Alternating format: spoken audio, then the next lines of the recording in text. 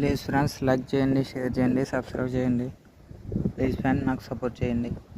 నేను కొత్తగా పెట్టాను, నేను ఇంకా పాత ఫోన్లో చేస్తున్నాను వీడియోస్.